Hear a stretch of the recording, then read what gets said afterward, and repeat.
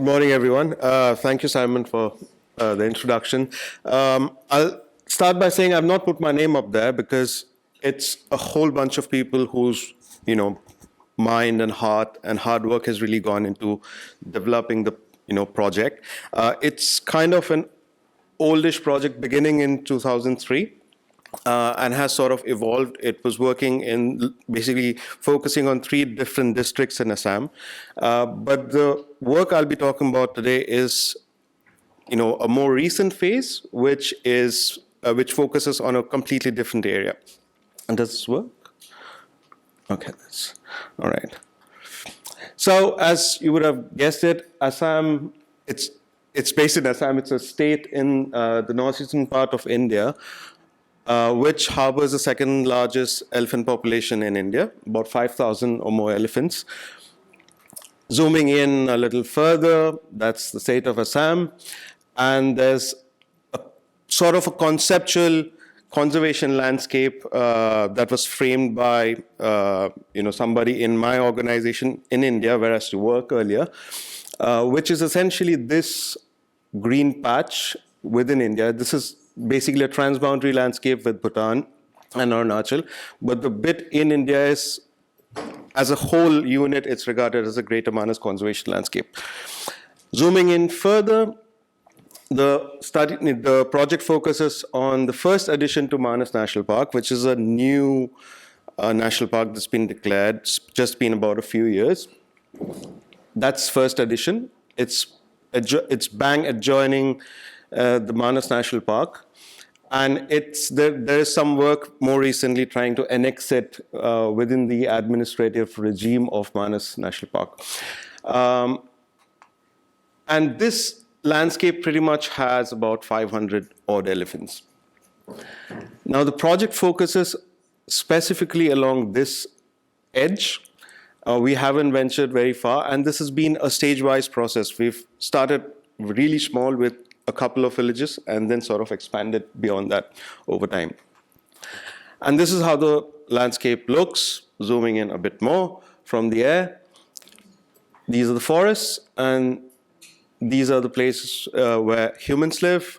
It's a multi-use landscape. You've got subsistence farming, you've got backyard tea gardens, you also have large-scale tea gardens, roads, denser sort of towns further ahead. And you've got like this nice edge, straight edge. And the reason, because there was a straight edge, we thought one of the things we can start doing is, sort of trying to prevent elephants from coming out because they don't really move southwards to any other protected area. However, we didn't impose our thinking. And this project is about co-planning and, figuring out solutions together with the people who face the problem actually on the ground.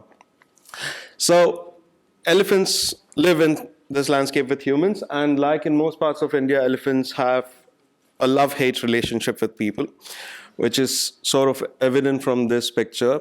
This elephant's been electrocuted, but people still come and revere it, pray to it, praying for its soul to depart safely. And there is also fear and reverence. This picture is from our project site, where this guy's basically put up offerings for the elephant, hoping the elephant is not going to come into his crop field and damage his crops. But whether elephants are gods, real gods or not, they do cause real damages, like many people spoke about before me.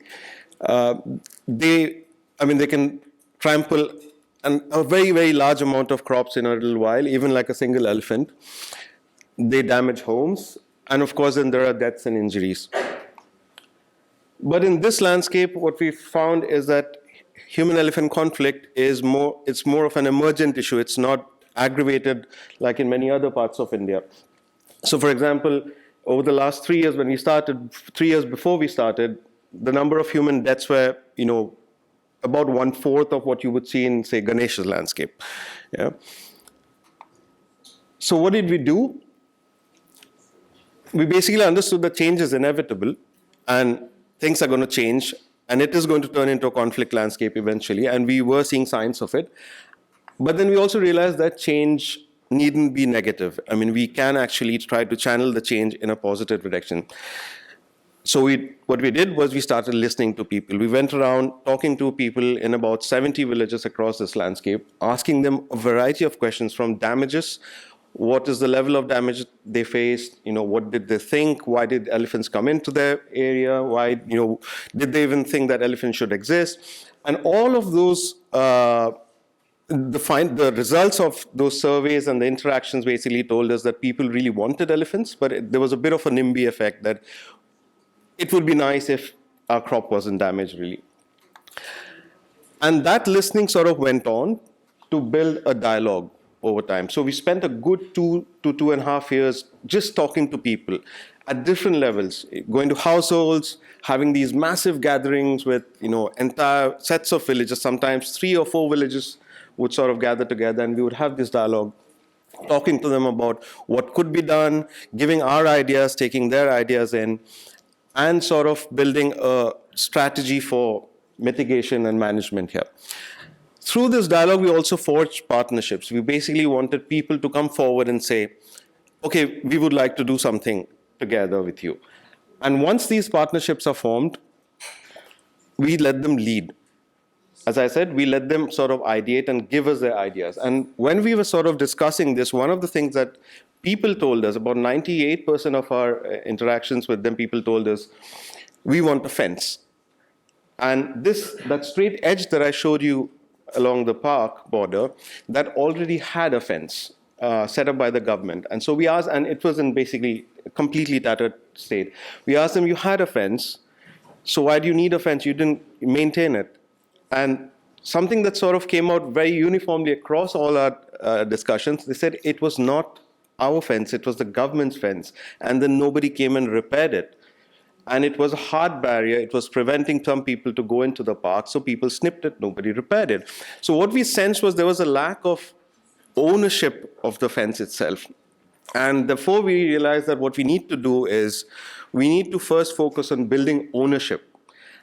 And how do we do it? We gave them ideas of technology, again, but we let them do it, right? So when they said they wanted a fence, we then started a dialogue that what kind of fence? Because if you put a fence, it's again going to be a hard barrier. So then we brought in these different ideas from different parts of the world. There was this innovative kind of fence that was being used in southern India, which is sort of hanging fence. And we showed them pictures. They said, okay, this is interesting. This would allow us to go into the park as well if somebody wants to go in.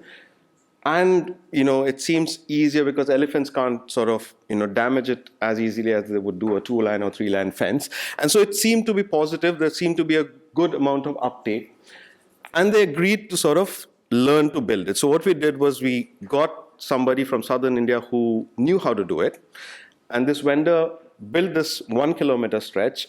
And he took some of the volunteers who had come across saying that they wanted to help as the technicians to build the fence. So they basically built the fence themselves, and they learned how to do it through the vendor. And eventually, we also send them out into cities, trying to source materials themselves. So the whole process was something that they did themselves. And I think that really worked because it sort of let them own it, right? So now they own this 13-kilometer hanging fence that is that sort of exists along this linear edge, and they're the ones who maintain it, right? So ownership is, I think, very crucial because, it's sort of like a contraption there that needs a lot of maintenance, right? And if people don't own it, they're not going to maintain it. And, that's what happened in the previous fence. They just expected the government to sort of come and repair it. But this doesn't happen with this fence. They've set up committees. They even go ahead and involve other villagers in trying to sort of maintain this. So they've prepared these bodies of people across these villages, 8 or 9 of them now. And this 13-kilometer has been a gradual increase. It's not been in something overnight. And what we also thought that communities should invest. So they were already investing in terms of trying to put in hours of work and do stuff. But what they also sort of agreed to eventually that, you need money, right? So if a big part of the fence is sort of it's down by whatever, flooding, for instance, in one of the years sort of downed about 16 posts, and half of the fence was, down on the ground. So they basically said, okay, we can also collect money. You're funding us, but then we can also sort of think about raising some money. So they approached the forest department. Forest department poured in some money. They also went out, reaching out to villagers, asking for donations, basically saying that, hey, there's this fence. If you think that this has helped you, would you mind contributing some money? And they've done it themselves, trying to, have these village meetings and announce it in there. And this year, I was so happy to see they've raised almost £4,000 just to maintain the fence, a major part of the fence. So they also invest in this, and therefore there's a very, very deep buy-in towards this. However, this was not the only intervention that we sort of planned. Moving forward in terms of investment, we also realized that, the fence is something that elephants always are, they're intelligent creatures, they're always thinking about how to sort of get past. And you have certain hard-headed individuals who can very easily run past, and they do. So you have fence breaches happening. And so what do you do when fence breaches happen? So we realized that we needed a second barrier. So something like from Ganesh's project, we thought, okay, why don't we have like a human barrier there of watchful individuals who can just sort of keep a watch, or can be sort of contacted at a wee moment when an elephant crosses over. And then they can sort of be empowered and, sort of taught how to sort of safely drive elephants. It's a catchy word, safe driving of elephants. It's not always safe, and it's not always successful, but they do. And so we created the Baba Bandhu, or the Friends of Elephants group. These are, again, volunteers who came across and said, okay, that seems a nice idea. Okay, we might try it. And we tried to sort of, bring in the information that we had and give it to them. They already knew a lot about elephants, but certain things. So we prepared booklets like this. This is a booklet that has information about elephants, their behavior. How do you really recognize an elephant, if it's aggressive or if it's calm, simple things like that. And then goes on to talk about precautionary measures and stuff. And through these kind of materials and pieces of information, we've tried to turn them also into educators.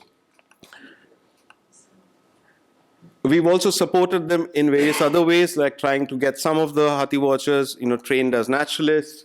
We've also supported other people of these villages with additional stuff like alternative livelihoods through, for example, this is a weaving center, and various bits of work, sort of bolstering that entire effort of trying, building stewardship in that landscape to sort of hold fort.